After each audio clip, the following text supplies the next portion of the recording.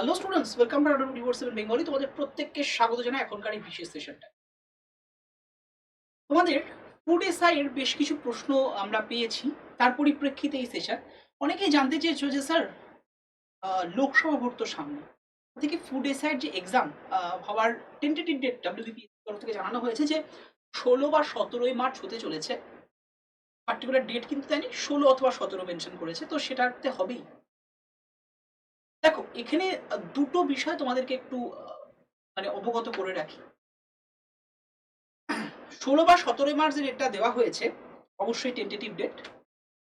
সেখানে হওয়ার সম্ভাবনা যে নেই এমনটা নয়, বলতে পারো হওয়ার সম্ভাবনা নেই 70%, আর বাকি 30% হওয়ার সম্ভাবনা রয়েছে। কেন স্যার? কারণটা হলো ওই লোকসভা ভোট, যেটা তোমরা প্রশ্ন করেছি। লোকসভা ভোট শুরু হওয়ার মোটামুটি 3-4 মাস আগে থেকে, কিন্তু মানে 2-3 মাস আগে থেকে প্রিপারেশন শুরু হয়ে যায়। ভোট এবার যেটা জানানো হয়েছিল মোটামুটি ওই এপ্রিল মার্চের দিকে হতে পারে, বাট হ্যাঁ এই জেনারেলি হয়ে থাকে। তাহলে সেই যদি জেনারেল নিয়মটা ফলো করে চলে তাহলে কিন্তু মার্চ মাসেই হয়ে যেতে পারে এক্সাম। তবে যদি ভোট এগিয়ে আসে তাহলে মার্চে এক্সাম হওয়ার কোনো সম্ভাবনা নেই। তাহলে কবে হতে পারে স্যার? অবশ্যই ভোটের পরে যদি মার্চে না হয় তাহলে ভোট ওই এপ্রিল মে মাস জুড়ে, মানে ভোটের রেজাল্ট এভরিথিং হবে। তারপরে দাঁড়িয়ে আরো 10-15 দিন সবকিছু স্টেবল হতে লাগবে।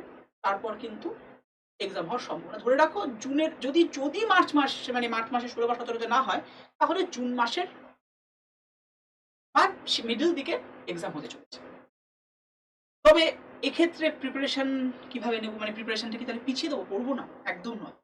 কিন্তু পিএসসি জানিয়েছে টেন্টেটিভ ডেট এটা, যদি পেছায় তাহলে ঠিক আছে, যদি না পেছায় তাহলে কি হবে? তাহলে তুমি মুশকিলে পড়ে যাবে। এর জন্য তোমার টার্গেট, তোমার লক্ষ্য থাকুক ওই 16-17 মার্চ ধরেই এগো, মানে হাতে ধরে রাখো আর সময় নেই, 50 দিন সময় রয়েছে। এটা ভেবেই তুমি এগো, এটা ভেবেই প্রিপারেশন নাও, এটা ভেবেই মক টেস্ট দাও, এটা ভেবেই তুমি এগিয়ে চলো। বাকিটুকু যদি তুমি দেখো যে পিছিয়ে গেছে, আরো তো তুমি সময় পেয়ে গেলে, তখন কি করবে? আরো বেশি করে ওখানে এমফাসিস করো, আরো বেশি করে মক টেস্ট তুমি দেওয়ার সুযোগ পেয়ে গেলে, তাই নাকি? তো বলতে পারি সম্ভাবনা অনেকটা ক্ষীণ, মানে অনেকটাই কম হওয়ার ওই ডেটে, মানে পার্টিকুলার যে ডেটটা টেন্টেটিভলি জানা হয়েছে পিএসসি তরফ থেকে। তবে যদি হয়ে যায়, কারণ পিএসসি কে প্রিডিক্ট করাটা একটু ডিফিকাল্ট হয় কখনো কখনো। তবে হ্যাঁ, যদি ওই সময় হয়ে যায় তখন তো তুমি মুশকিলেই পড়তে পারো। তাই কেউ পিছিয়ে পড়ো না, মানে অনেকে এটা নিয়ে একটুখানি ভাবনা চিন্তা করছো যে ঠিক আছে চলো একটু পরেই পড়ি, এরকম ভাবনা চিন্তা নয়। একদম ভেবে রাখো এখন 50 দিন মতোই হাতে সময়, সেইভাবেই এগো। 50 দিনও নেই, ওই নিয়ার অ্যাবাউট 50 বলতে পারো, ভাই হাতে আর 45 দিন মতো সময়, সেভাবেই এগো। আর প্রিপারেশনটাও সেইভাবেই চলবে, ঠিক আছে? বাকিটুকু আরামসে হয়েছে, কোনো চিন্তা ভাবনার কিচ্ছু দরকার নেই। ভালো হবে। এবং প্রিপারেশন তোমরা তো নিচ্ছই, আমাদের অলরেডি ক্লাসগুলো চলেছে, যে ক্লাসগুলো তোমরা ফলো করেছো সেখান থেকে তোমরা যারাই জানিয়েছো যে যথেষ্ট তোমরা ঠিকঠাকভাবে গাইডেন্স পেয়েছো, এবং যারা যারা ব্যাচে এসছো তারা তো ব্যাচ থেকে প্রিপারেশনের সমস্ত ফেসিলিটিস পাচ্ছই। আমাদের ক্র্যাশ কোর্সও এখন চলছে, ক্র্যাশ কোর্সে ভর্তি প্রায় শেষ, কিন্তু ওই লাস্ট মোমেন্টে কয়েক, মানে কিছু সিট আছে, যারা যারা মনে করছো ভর্তি হতে পারো, এটা সম্পূর্ণ তোমাদের উপরে ডিপেন্ড করছে। তবে হ্যাঁ, প্রিপারেশনটা যেন ঠিকঠাক হয়, কারণ দেখো মানে এটা অনেকের ভাবনা চিন্তা থাকে ফুড এসআই এক্সাম বোধহয় এবছর হয়েছে সামনের বছর হবে, একদম নয়। মানে আবার ধরে রাখো আবার 5 বছর পর, মানে না হলেও 3-4 বছর, আবার যতদিন যত আর ভোট আসবে যতদিন না ততদিন এইসব এক্সাম হয় না। পিএসসি ডাব্লিউবিসিএস ছাড়া কোনো এক্সামকে প্রতি বছর নেয় না।